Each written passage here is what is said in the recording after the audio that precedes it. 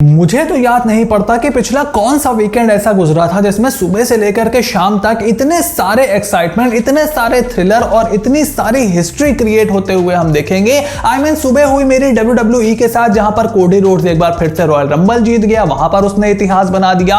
उसके बाद West Indies ने कमाल की क्रिकेट खेली और ऑस्ट्रेलिया को गैबा में हरा करके एक ऐतिहासिक मैच उन्होंने जीता। 27 सालों के बाद वेस्ट इंडीज ने ऑस्ट्रेलिया को ऑस्ट्रेलिया में कोई टेस्ट मैच हराया। वहां पर बिहार में सरकार पलटी जा रही है और उसके बाद घर में सबसे डोमिनेंट टीम माने जाने वाली टीम इंडिया, जो कि पिछले 11 सालों में सिर्फ 3 टेस्ट मैचेस अपने घर में हारी थी, उनको चौथी हार का सामना करना पड़ा।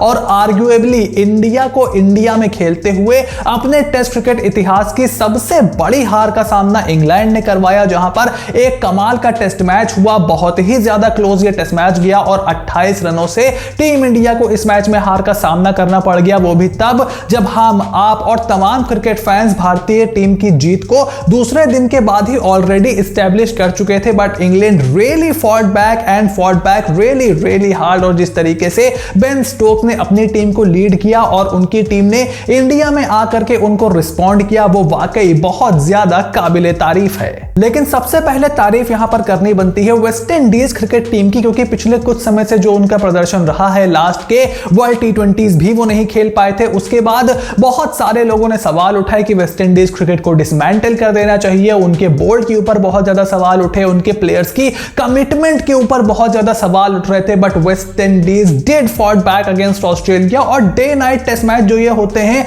खास करके गैबा जैसी कंडीशंस में, वहां पर ऑस्ट्रेलिया हमेशा थोड़ा बहुत फंसती है। 2020 का टेस्ट मैच जो था, जहां पर हम 36 ऑल आउट हो गए थे ऑस्ट्रेलिया में, वहां पर भी एक समय टीम इंडिया का पलड़ा भारी दिखाई दे रहा था। और ये जो दो जोसेफ भाई निकल करके आए हैं, अलजारी जोसेफ और उसके साथ श्यामार जोसेफ, जो कि अपना डेब्यू कर रहे थे, टूटे अंगूठे के साथ बंदे ने 7 विकेट झटक लिए, टूटे अंगूठे के साथ। और वहीं सलामी बल्लेबाजी करते हुए स्टीव स्मिथ 91 रन पर खड़े के खड़े रह गए और सामने से पूरा का पूरा सूपड़ा साफ कर दिया वेस्ट इंडीज ने। और 8 रनों से एक बहुत ही ऐतिहासिक जीत उन्होंने दर्ज की। और उम्मीद यही करेंगे कि आगे जाते हुए यह जीत वेस्ट इंडीज के लिए संजीवनी का काम करेगी and it will revive their test cricket. But salute to West Indies for their historic win. और उसके बाद सुपर संडे अभी खत्म कहां होने वाला था, जहां पर टीम इंडिया और इंग्लैंड के बीच एक जबरदस्त मैच चल रहा था। 221 का टारगेट भारतीय टीम के सामने था। और एक बार 221 का टारगेट अगर आपको चौथी इनिंग में इंडियन कंडीशंस में मिल जाए,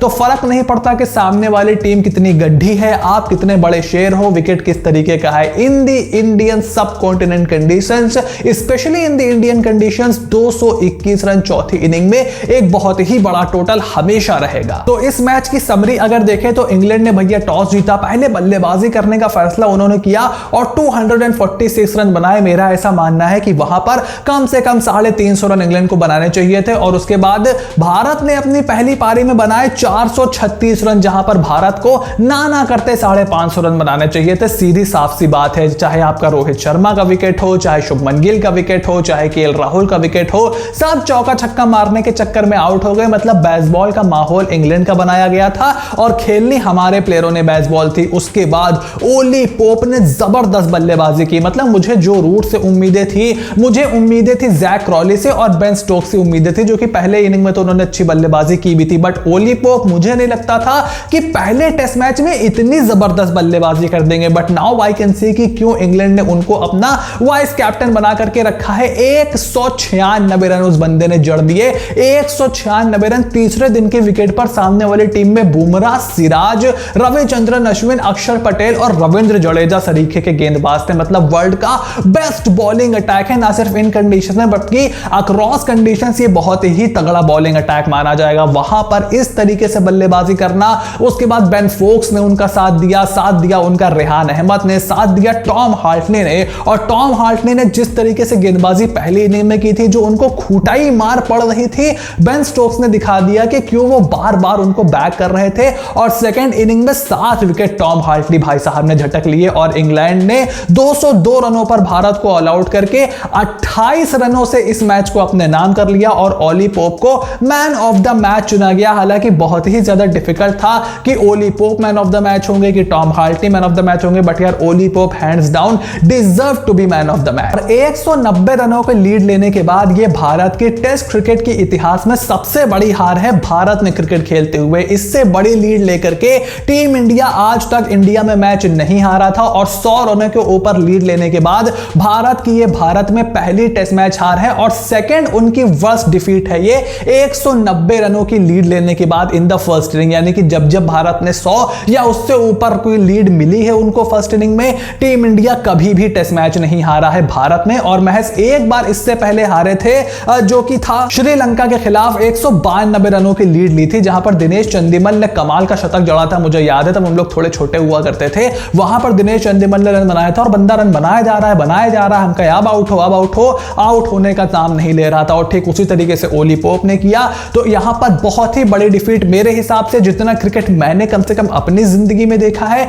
this has to be the worst defeat of team India playing at home. चलो बाहर तो हमने बड़ी बड़ी हार देखी हुई है, लेकिन घर में मुझे याद नहीं पड़ता कि इतनी स्ट्रॉन्ग पोजीशन से आप जीत करके कैसे हार गए थे। But that is the way it is. और उसके बाद ओली पोप की अगर आप रन देखो, जिस तरीके से उन्होंने 196 रन बनाए, 278 गेंदों का उन्होंने सामना किया, 21 चौके जड़े और 70 के स्ट्राइक रेट से बल्लेबाजी की। और टेस्ट क्रिकेट में अगर आप 60-65 के स्ट्राइक रेट से ऊपर बल्लेबाजी करते हो तो वो एक बहुत ही ताबड़तोड़ स्ट्राइक रेट माना जाता है। मैं तो कम से कम मानता हूं, बिकॉज तेज रन बना करके आप टाइम फैक्टर को बाहर कर देते हो, चाहे जितने रन आपको बनाने हो, और सामने वाली टीम को आप प्रेशर में लेकर के आते हो। उसके बाद टॉम हार्टले, जिनकी फर्स्ट इनिंग अच्छी नहीं गई थी, उन्होंने भी जबरदस्त वापसी यहां पर की और उन्होंने 26 ओवर में 7 विकेट सेकंड इनिंग में झटक लिए। टोटल 9 विकेट उस खिलाड़ी को मिल गए इस मैच में and he kind of deserve to be the man of the match. But अगर ओली पोप की इनिंग को आप रख करके देखोगे तो ओली पोप का पलड़ा थोड़ा सा भारी हो जाएगा। But I don't think so कि इंग्लैंड इस बहस में पड़ने वाली है। They absolutely dominated team India and they deserve every bit of it. लेकिन अब सवाल यह है कि आखिर टीम इंडिया की हार का मुजरिम कौन है? आखिर किसके ऊपर हार का ठेकरा फोड़ा जाएगा? जैसे कि रोहित ने पोस्ट मैच प्रेजेंटेशन में बताया कि भाई जब 4 दिन का मैच होता है, 5-5 दिन का टेस्ट मैच होता है, तो एक चीज आप पिन पॉइंट नहीं कर सकते। बट मेरे हिसाब से नंबर 1 फैक्टर जो मुझे दिखाई दे रहा है वो है रोहित शर्मा की कप्तानी और आपकी गेंदबाजी। मेरा भाई 190 रनों की लीड लेने के बाद आप अगर बल्लेबाजों से बोलोगे कि 200-250 रन बनाओ, आसान नहीं होता है चौथी इनिंग में। मैं ये नहीं कह रहा हूं कि बैटर्स को आप बिल्कुल क्लीन चिट दे दो, बट आप भारत में कैसे जीतते हो? आप भारत में जीतते हो अपनी स्पिन गेंदबाजी की वजह से, अपनी गेंदबाजी की वजह से। बुमराह, सिराज, अश्विन, जडेजा सब 100 विकेटें लिए बैठे हैं टेस्ट मैचेस में। इनके ऊपर दबाव था। अश्विन के 400, जडेजा के इतनी सारी विकेटें हैं, इनको यहां पर काम करके देना था। इंग्लैंड की यार बल्लेबाजी भारत को करनी ही नहीं चाहिए थी 4th इनिंग में, जिस तरीके से आप टेस्ट मैचेस खेलते हुए आए हो। तो सबसे पहले तो हम ओली पोप को क्रेडिट देंगे, लेकिन दो जो मेन फैक्टर मेरे हिसाब से, पहले रोहित शर्मा की कप्तानी बहुत ही ज्यादा ऑर्डिनरी मुझे दिखाई दी।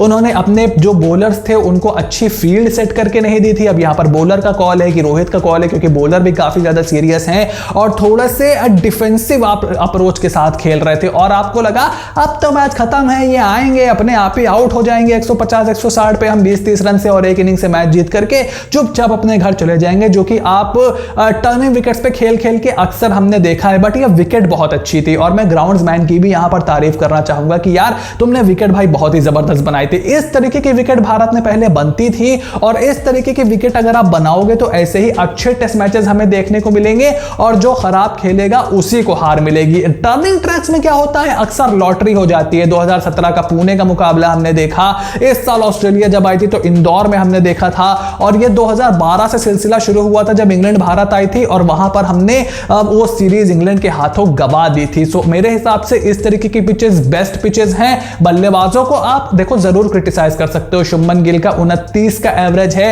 As much as I love Shubman Gill, उनको इसको इंप्रूव करना पड़ेगा, but I would kind of give him a long rope. I would give a long rope to Shreyas Iyer as well, क्योंकि उनके ऊपर भी सवाल उठ रहे हैं। तो अगला टेस्ट मैच उनको देते हैं।